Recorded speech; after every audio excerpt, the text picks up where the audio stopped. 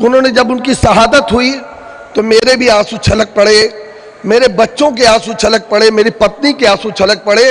वो मेरे धर्म के तो नहीं थे। जब मैंने उनका किरदार पढ़ा, मैं किरदार के शब्दों को आपके सामने रख रहा हूं, मैंने जब उनका किरदार पढ़ा, मैं इस किरदार को थोड़ा आगे चल के रखूंगा आपके सामने। हमेशा किरदार को याद किया जाता है, इतिहास गवाह है कि किरदार को ही याद किया जाता है। तब उनके दो बड़े साहबजादे उस चमकौर के युद्ध में शहीद हो गए तो सिखों ने आके उनसे कहा कि आपके साहबजादे शहीद हो गए, उफ नहीं किया उन्होंने। गुजारिश कर रहा हूं जनाब प्रतिपाल सिंह जी सलूजा जो सिख समाज के नुमाइंदे हैं, तशरीफ लाएं और मुख्तसर वक्त में अपनी बात यहां पर रखें। सिख समाज के नुमाइंदे हैं, हमारी आवाज पर लब्बाई कहते हुए आए हैं, हम उनका धन्यवाद करते हैं। जनाब प्रतिपाल सिंह जी सलूजा आप हजरात के सामने आ रहे हैं। और एक बार फिर गुजारिश है कि अभी जगह पीछे है, जो लोग खड़े हुए हैं बारहा उनसे कहना पड़ रहा है बराए करम बैठ जाएं। खवातीन के लिए नीचे कुर्सियां बिछी हुई हैं, वो वहां पर जाकर तशरीफ रख सकती हैं। जो बैठे हुए हैं बराए पर आ जाएं, कुर्सियां यहां पर तालिबात के लिए हैं, लेडीज के लिए हैं।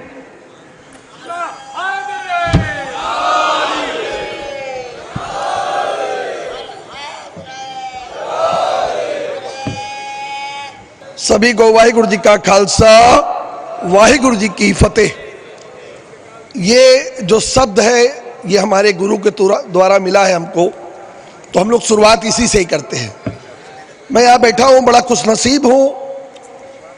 जिस ईरान में खामनेई जी थे उन्हीं के नुमाइंदे हमारे पीछे बैठे हुए हैं, उनका इस्तकबाल करता हूँ हमारे लखनऊ में। कल में जब्बात साहब बैठे हुए हैं, अभी मेरे ख्याल से महीना डेढ़ महीना ही निकला होगा। छोटे इमामबाड़ा में जब कल्बे जब्बात जी को ईरान के द्वारा पुरस्कृत किया गया था तब भी मुझे बुलाया गया था। तब मैं आम आदमी पार्टी के नुमाइंदे की ओर से आया था, आज मैं सिख समाज की ओर से आया, आपके बीच में आया हूं। मुझे दिली तौर पर मेरे और मेरे परिवार, मेरी बेटी भी आई है बैठी हुई पास, पत्नी नहीं आ पाई आज, चूंकि नौवें पिता हमारे जो गुरु तेग बहादुर जी महाराज हैं उनका कल पावन प्रकाश पर उनका जन्मदिन है, वहीं कार्यक्रम चल रहा है गुरुद्वारे में, उस सेवा में लगे थे, इससे वो आ नहीं पाए। दिल से उन्होंने कहा कि मेरा सलाम भी आप लोगों को दे। देखिए, अगर आज खामनेई साहब को, मैं एक सिख होते हैं उनके, जब उनका शहादत, मैं शहादत ही कहूँगा, उन्होंने जब उनकी शहादत हुई तो मेरे भी आंसू छलक पड़े, मेरे बच्चों के आंसू छलक पड़े, मेरी पत्नी के आंसू छलक पड़े। वो मेरे धर्म के तो नहीं थे। जब मैंने उनका किरदार पढ़ा, मैं किरदार के शब्दों को आपके सामने रख रहा हूं, मैंने जब उनका किरदार पढ़ा, मैं इस किरदार को थोड़ा आगे चल के रखूंगा आपके सामने।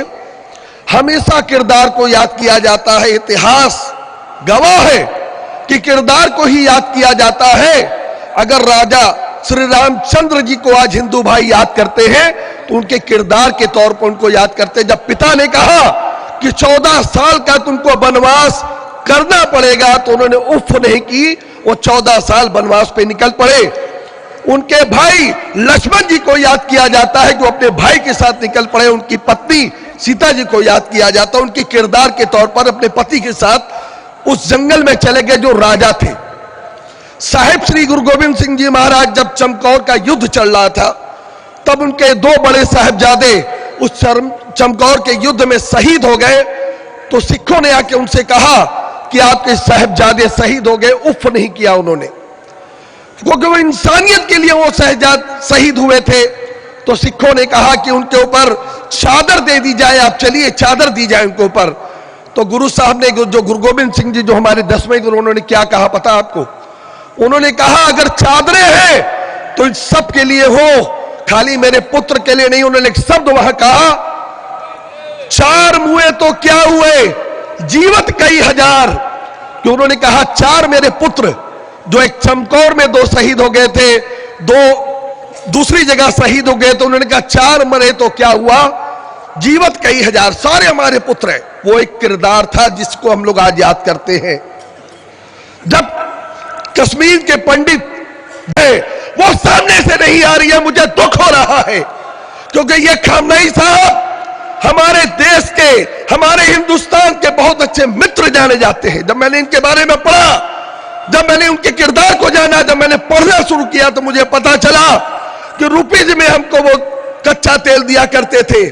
ये लाट साहब, डरपोक लाट साहब, ट्रंप हमें डॉलर में देता है और वो हमें रुपीज में देते थे। और हमारी हुकूमत को शर्म आनी चाहिए, अभी तक इनकी शहादत पे उन्होंने एक शब्द नहीं कहा। मुझे दुख होता है इस बात का। हमारे मित्र है वो। इजराइल में घर घर में गाय काट के खाई जाती है, जिसको हम लोग माता, हिंदू भाई हमारी माता कहते हैं। हम उनके साथ हैं, हम उनके साथ नहीं है जो हमको रुपीज में हमको दिया करता था कच्चा तेल, जिसके 60,000 करोड़ रुपए हमारे बैंकों में पड़े रहते थे, हमारे काम आते थे। वो कहते थे इनके काम आ रहे, हमारे भाई है। उनको याद करो, उनकी शहादत को याद करो। आज मैं दिल से उस वाहिगुरु जी के चरणों में अरदास करता हूं कि जहां पे भी हो उनको गले से लगा के रखे और ईरान की जीत हो, इजराइल की हार हो, अमेरिका की हार हो।